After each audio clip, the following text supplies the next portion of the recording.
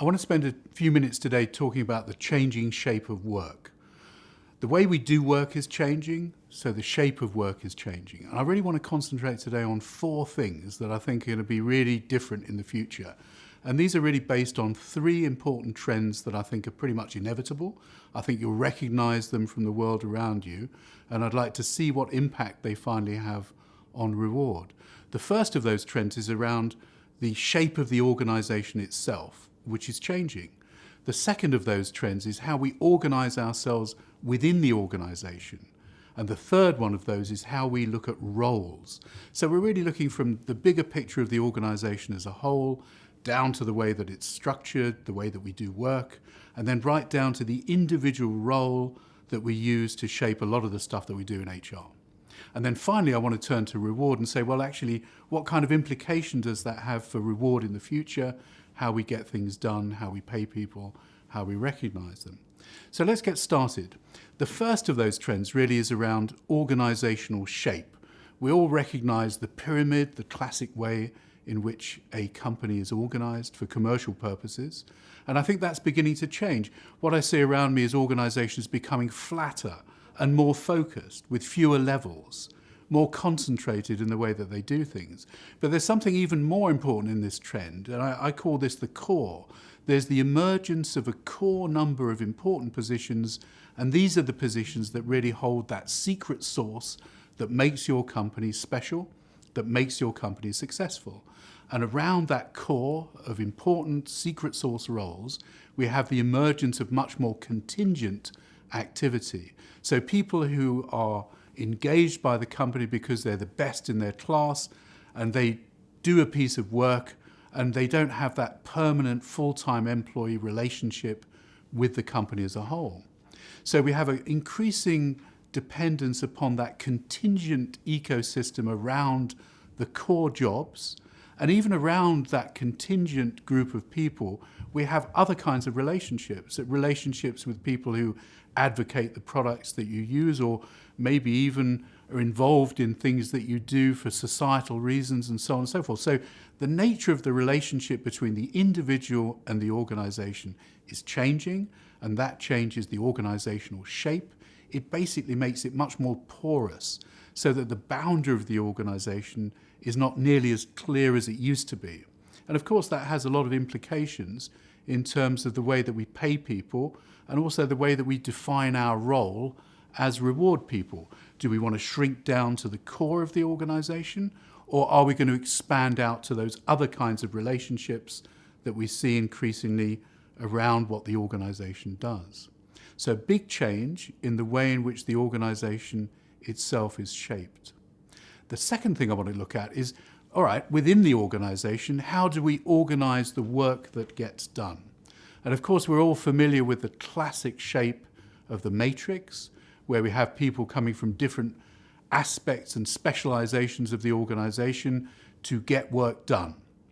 Now, I think increasingly companies are finding that this is not the most efficient model for organizing the work that gets done. What happens is that the work flows through the organization to the people who are responsible for dealing with it. And that inevitably creates certain levels of inefficiency. What we're seeing emerging instead is a much more agile organization where parts of the organization are organized around the work that needs to get done, so that people flow towards the work that needs to get done rather than the work being flowed through the organization to get it done. Now, this is a much more agile, flexible way of organizing responses to work. It means that teams of people are formed around priorities on a much more contingent, flexible, temporary basis. But of course, that raises lots of questions around classic HR processes like performance management, assessment and appraisal, and even reward and bonuses themselves. So big change in the way that work is getting done, how work is being organized, how we organize the inside of the organization to get things done. The third trend is really right the way down to the individual role. And I often think to myself, well, this is such a fundamental building block of everything that HR does. So, the way that we describe a position to hire somebody, the way in which we assess somebody's performance, the way we stack responsibilities up into a job family, all of this is highly dependent upon having a structured description of the job and our expectations around what needs to be done. And I think this is beginning to fade away, because what we really want from people is not for them to work to a job description. We really want them to be able to transform the job in order to get things done better than before, to input into the way in which their own role is being organised and structured, and even to determine the focus of what it is that they do. Again, it's a question of more agility. But of course, with that greater agility comes greater ambiguity. And I think one of the themes in all of these three big trends, and I hope you see them around you as much as I do, I think these trends are pretty inevitable. And one of the big features of all three of these trends is an increasing level of ambiguity and a decreasing level of structure. As the pace of business increases, we expect people to be more responsive. We expect them to be more agile. Inevitably, that means there's more ambiguity from their point of view about what's expected from them and how they get things done. So that really brings me to the big question. All of these things are kind of good for the organization. That kind of makes sense. You know, it sounds good. We want people to be this. We want people to be that. We want to be more efficient. We want to be more focused. We want to be more agile. But of course, the big question from the individual's point of view is, well, what's in it for me? You know, I can see the benefit of this for the organization, but how do I organize my life? How do I organize my value and my learning and my reward in this new relationship, in the changing shape of work?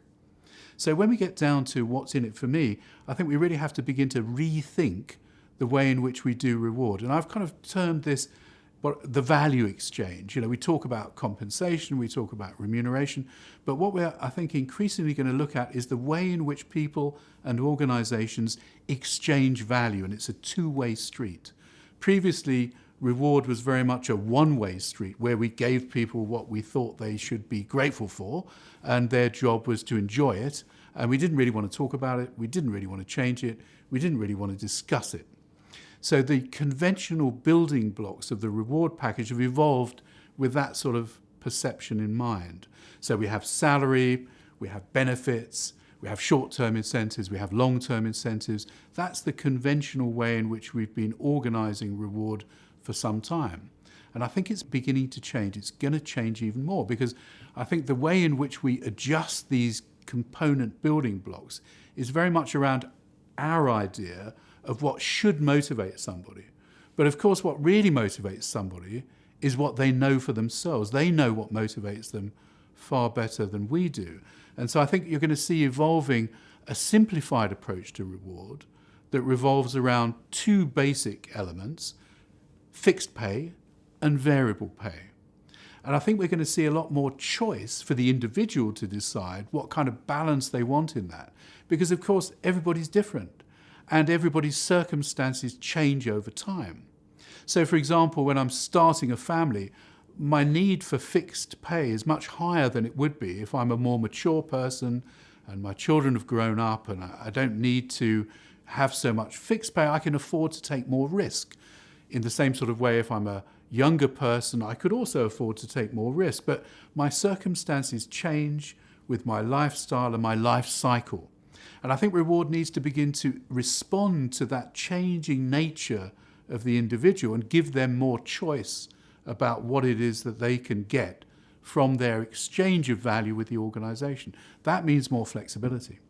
And more flexibility really means giving the individual choice around what proportion of their total value they take as fixed or variable pay. And I think this is going to be a really exciting development, because for the first time, reward is going to be able to respond to individual differences. And that's going to reduce and even eliminate a lot of the structure that we've been using in the past, layers and levels and grades, standard packages, all that kind of stuff that we've been using, because that stuff is really, the firm hand of reward in the glove of the organization. So when we talk about the organization becoming more flexible, we need to remove the hand of reward from the glove of the organization to enable the organisation to become more flexible and to create more flexible relationships inside the organisation that balance up autonomy for the individual and much more capacity to determine what's going on in return for the ambiguity and the flexibility that the organisation requires.